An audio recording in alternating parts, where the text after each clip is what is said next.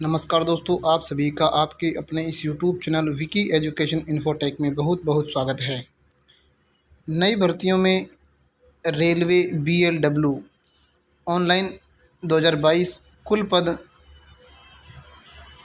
374 कुल 374 पदों पर ये फॉर्म ऑनलाइन स्टार्ट हुए हैं रेलवे के द्वारा, जो कि बीएलडब्ल्यू यानी कि Banaras locomotive works, Banaras rail engine कारखाने में ये पद निकले हैं। अप्रेंटिस के पदों पर भर्ती, जिसमें 374 कुल पद हैं। 374 पदों में जो योग्यता है 10वीं पास की योग्यता है, और आईटीआई 10वीं पास के अलावा आईटीआई की अलग पोस्ट हैं, 10वीं पास की इसमें अलग पोस्ट हैं। तो आपको पूरा जो नोटिफिकेशन है, सिलेक्शन का प्रोसेस है, फॉर्म अप्लाई आपको कैसे करना है शुरू से लेकर एंड तक, सभी की जानकारी आपको इस वीडियो के माध्यम से प्रोवाइड कराई जा रही है। तो आप एक बार वीडियो को पूरा ज़रूर देखें, और अगर जानकारी अच्छी लगी तो अपने दोस्तों के साथ भी शेयर करें। इस फॉर्म की अंतिम तिथि 24 अप्रैल है, और इसमें किसी भी प्रकार का कोई एग्जामिनेशन नहीं है, किसी भी प्रकार का कोई इंटरव्यू नहीं है, डायरेक्ट भर्ती हम इसको कह सकते हैं। तो चलिए हम नोटिफिकेशन की एक तरफ गौर करते हैं। तो देखिए फ्रेंड्स, मैं बताना चाहूँगा 26 मार्च को ये नोटिफिकेशन जारी हुआ था।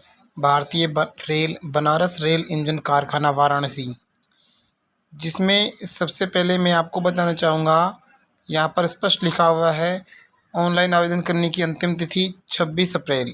तो 26 अप्रैल को ऑनलाइन आवेदन करने की अंतिम तिथि है। इसके अलावा नीचे इसमें ऑनलाइन आवेदन की अंतिम तिथि 26 अप्रैल और पेमेंट की डेट भी 26 अप्रैल ही है।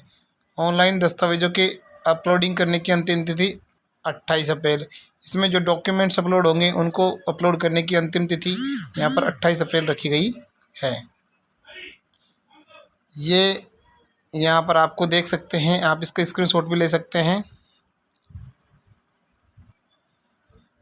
जहाँ पर आपको जो वैकेंसी हैं, पोस्ट हैं ट्रेड वाइज आईटीआई कैंडिडेट्स के लिए, उनकी लिस्ट यहाँ पर दी हुई है। आप इसका चाहे तो स्क्रीनशॉट ले सकते हैं, और चाहे तो इसे आप आसानी से देख सकते हैं, और संबंधित ट्रेड से आप फॉर्म अप्लाई कर सकते हैं। यह है फ्रेंड्स नॉन आईटीआई कैंडिडेट्स के लिए जो वैकेंसीज़ हैं उनकी लिस्ट, इसका भी आप स्क्रीनशॉट ले सकते हैं। अब हम नीचे चलेंगे।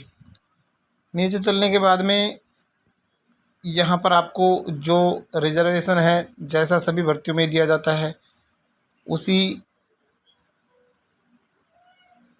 के हिसाब से यहाँ पर रिजर्वेशन प्रोवाइड किया गया है। और ये एक इसमें नया पॉइंट है, वांछित संख्या में ओबीसी एससी एवं एसटी के अभ्यर्थियों के अनुपलब्ध होने पर शेष सीट को निम्न अभ्यर्थियों से भरा जाएगा।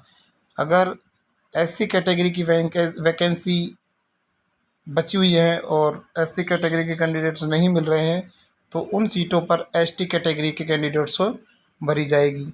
अगर एसटी कैंडिडेट्स की सीटें बची हुई हैं तो उसको एससी कैंडिडेट्स से भरी जाएंगी।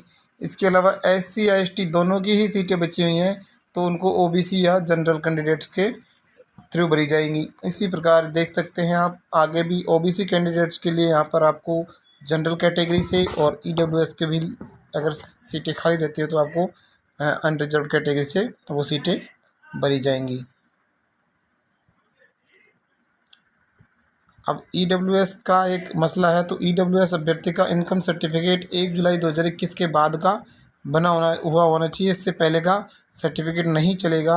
अब देखेंगे शैक्षणिक दस्तावेज, शैक्षणिक योग्यता क्या है, यानी कि नॉन आईटीआई सीटों के लिए 10वीं या 12वीं और ये उसके समकक्ष, जिसमें मिनिमम आपको 50% मार्क्स प्रोवाइड हुए होने चाहिए, और उसकी बिल्कुल क्लियर होना चाहिए, वो 26 मार्च 2000 पहले से कंप्लीट होनी चाहिए। इसके अलावा आईटीआई वाली जो सीटें हैं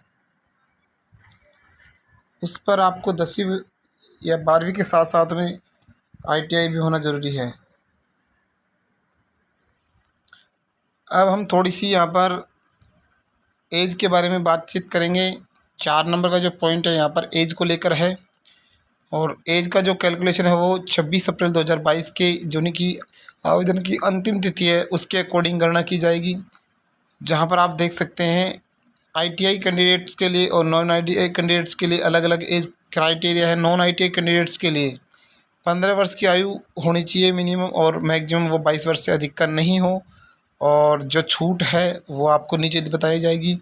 आईटीआई कैंडिडेट्स के लिए संबंधित ट्रेड में आईटीआई उत्तीर्ण उम्मीदवार ने 15 वर्ष की आयु पूर्ण कर ली हो या फिर 24 वर्ष से अधिक नहीं हो। आप देखेंगे जो छूट है वो जो सभी भर्तियों में दी जाती है। एससी एसटी के लिए 5 वर्ष की, ओबीसी के लिए 3 वर्ष की, और दिव्यांग में अगर कोई अनरिजर्व्ड दिव्यांग है तो उसको 10 वर्ष, एससी एसटी दिव्यांग है तो उसको 15 वर्ष, ओबीसी दिव्यांग है तो उसको 13 वर्ष की छूट यहाँ पर प्रोवाइड की गई है। ये हो गया इसका। विकलांग के लिए अलग से जो कोटा है वो चयन का आधार, यानी कि सिलेक्शन प्रोसेस यहाँ पर क्या रहने वाला है वो आपको मैं बताऊंगा। उपरोक्त वीडियो में नामिका बनाने हेतु पात्र अभ्यर्थियों के मैट्रिकुलेशन परीक्षा में प्राप्त अंकों के प्रतिशत के आधार पर, यानी कि मिनिमम 50% होना आवश्यक है, और उसी के और जिसकी जिसकी ज़्यादा है उसी के अकॉर्डिंग यहाँ पर मेरिट बनाई जाएगी, और उम्मीदवारों की उम्मीदवारी पर विचार किया जाएगा। नॉन आईटीआई चयन में आईटीआई उत्तीर्ण अभ्यर्थी हो या नहीं हो, लेकिन आपको 12वीं के हिसाब से जो 10वीं की अंक तालिका है उसी के अकॉर्डिंग आपको चयन किया जाएगा, और आईटीआई कैंडिडेट्स के भी 10वीं के अकॉर्डिंग ही उनका चयन किया जाएगा। अगर 2 उम्मीदवार सेम नंबर पर हैं तो उनको ज़रूर एज के अकॉर्डिंग उनको कैलकुलेट कर दिया जाएगा। और जो कैंडिडेट्स की फ़ीस है, आवेदन शुल्क 100 रुपये है, जो कि डेबिट कार्ड, क्रेडिट कार्ड या इंटरनेट बैंकिंग के माध्यम से आप सबमिट करा सकते हैं 26 अप्रैल तक। इसके अलावा एससी एसटी और विकलांग और फीमेल कैंडिडेट्स को किसी प्रकार का शुल्क जमा नहीं कराना है। इन कैंडिडेट्स के अलावा अगर कोई शुल्क जमा नहीं कराता है तो उनका आवेदन निरस्त माना जाएगा। ऑनलाइन आवेदन करने की अंतिम तिथि 26 अप्रैल है। और ऑनलाइन आवेदन करने से संबंधित अगर आपको कोई भी समस्या आ रही है, ये ऑनलाइन आवेदन करने के साथ जो डॉक्यूमेंट्स अपलोड करने हैं उनकी साइज़ वगैरह है, तो मैं अगला वीडियो लेके आऊँगा जिसमें आपको लाइव प्रोसेस बताया जाएगा कि आप ऑनलाइन आवेदन कैसे कर सकते हैं। तो उम्मीद करता हूँ आपसे कि आपको ये वीडियो बहुत पसंद आया होगा, और अच्छा लगा हो तो वीडियो को लाइक करें। चैनल पर पहली बार आए हैं तो चैनल को सब्सक्राइब करें और अपने दोस्तों के साथ शेयर भी करें। धन्यवाद।